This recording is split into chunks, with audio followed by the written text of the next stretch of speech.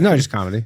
Yeah. This is kind of where you got to go. It's okay because it is the place to do it. I mean, Yeah, you could be this the is- biggest guy in Canada, but then eventually you got Yeah, I mean, you couldn't tell me who the biggest comedian in Canada is. no Rob Ford. He's dead. R.I.P. to a real one, dude. Yeah, he was. I love Rob Ford though. I made a movie about him. You made a movie about Rob Ford? Yeah, it's called you can watch it. It's on Tubi. It's called Filth City. And it's literally like right when the Rob Ford stuff happened. It was like this crazy story, but we basically made this, like me and some friends made a short film about these like cops who like smoke crack or something. Like these just like stupid cops kind of thing. It was like a 3-minute short film that we just made. And the guy who I made it with, this guy Andy King, his brother like has the small production company in Canada. And he's like a director and he worked in TV and stuff. And then just like randomly one day he's like, hey, we sold the idea to like this essentially like a equivalent of Stars here or something. Okay. They're like, we're making a movie. And we basically made a movie about this mayor of fictional Toronto. His name's Tom Hogg. Okay. Who smoked crack, and it's like played by this guy who like looks like Rob Ford, and like it was the whole thing like Rob, because when we made it was after the crack scandal with Rob Ford. If people don't know, Rob Ford was former mayor of Toronto. He like got busted, not arrested, but he like there was a video of him smoking crack, and he was like a wild guy. So anyways, we made the movie. I think he was no longer the mayor because he got like pushed out or whatever. But we made the movie, and he got cancer. But then when we were making the movie, he was in remission, and then we were in post production. He just got cancer again and died. And then when we put out the movie, like it was like it premiered at like this film festival, and his brother, who is at the time was just a civilian, but is currently the premier of Ontario, which is essentially he's like the governor of Ontario. He's like one of the most powerful politicians in Canada, and he was, I guess, trying to like get some airtime because he had a weekly radio show on some like local Toronto radio station. But anyways, it became this like huge thing where he was so pissed off that we would like put out this movie. Like it was like a year to the day of his death it came out, but it was totally coincidental that just like that's when the film festival was. Like we had no control over that. And then he like went on TV and he said he was going to run us over in his car and shit. Like it's crazy. And this guy's like a very powerful politician in Canada right now. The apple does not fall far from the tree. No. Yeah. So, but anyways, I love Rob Ford.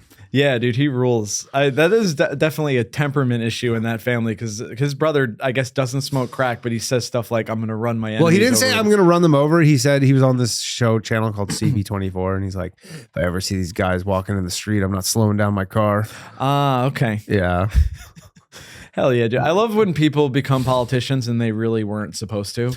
No. Well, they're just like their dad owned some crazy business but they were always like their dad was like a politician too, like in municipal or something, and they were just like a connected political family. And I think my favorite Rob Ford quote is because he was accused of sexually harassing a female employee. Yeah. He said, that's not true. I would never do that. I never said I would eat your pussy. Yeah. I have plenty. I'm a married man. I have plenty pussy to eat at home. Yeah, I got plenty to eat at home. Oh yeah. Imagine being his PR guy, just like watching. Dude, but that was the thing. He was like uncontrollable though. Like there's nothing they could do. And like this is when the height of like there's this crack video, and he was denying it the whole time, right? He was like, he's like, I've never smoked crack.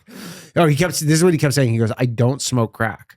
Right. And then when it came out, he was like, I don't smoke crack. And they're like, didn't you say you don't smoke crack? And he's like, yes. He's like, ask me differently. And they're like, have you ever smoked crack? And he's like, yes, once in a drunken stupor. That's what he said. He goes, yes, once in a drunken stupor. But it wasn't true. He was definitely, dude, there were so many stories of him. Like there was like this restaurant, I can't remember what it was called, but it was on King Street. And like some waitress was like, this is when he was the mayor. They're like, he had like a back room. And then she's like, I walked in and it was like 9 p.m. or something. He was just like doing rails off the fucking table. And he was a madman. I think that, there's a certain, well, I guess he was always rich, right? So, yeah, because he had lots of money from his family. Wow. But he was like, he was a very like populist mayor, like man of the people kind of thing. And he lived pretty modestly. Like he had like a pretty regular house, even though his like family had tons of money. And he was such a populist where even though he was the mayor of Toronto, which is like bigger city than Chicago, like this is a huge city, right? He gave his personal phone number out and you could just call him if you had a problem. Like you could just call the mayor of Toronto at like any hour, basically. Like you'd probably pick up at fucking 2 a.m. because he was fucking drinking and on drugs and stuff. Okay, I'm getting it now. Yeah. So, And then even his drug of choice makes him a man of the people too. He's smoking yeah, crack. I think alcohol was probably his drug of choice, but he did not take care of himself. Yeah. No, he was so fat. And it does suck that it seemed like he got sober and then he got cancer. Although maybe the way he lived his life made him. Yeah, more like likely I to heard. cancer. So I remember one time right during that stuff, I was at an open mic in Toronto. Someone was like at a bar and they're like, I used to work for they had a printing and label company. That's like where they made all their money. And he's like, I used to work for their company. And he was like my boss at the time. And he would, for lunch, like there'd be like, 20 people and he would order like 5 like extra large, or like, 8 extra large like pepperoni pizzas. And like he would take 2 of them for himself and give the other 6 to like the other 19 people. Oh, gee. He just had, was he a sex guy? No, that was the one thing. He was not a sex guy, but he was definitely like any drug. Yeah, that's fascinating to me when like because he's smoking crack, he's eating like 5,000 calories a day. 10,000. Dude, he was huge. Big guy, big boy. Chris Oh. Christie big? Bigger. Whoa. He was bigger than Chris Christie. Okay. Yeah. Damn. Yeah, he's bigger than Chris Well, if any Christie. big boys or big girls are listening to the podcast, you could become mayor of Toronto. Yeah. Yeah. Is he the craziest Canadian politician? Oh, by far. Yeah. I mean, I don't know if you count Justin Trudeau, but Yeah. The but, guy that can't stop doing blackface. he loves it.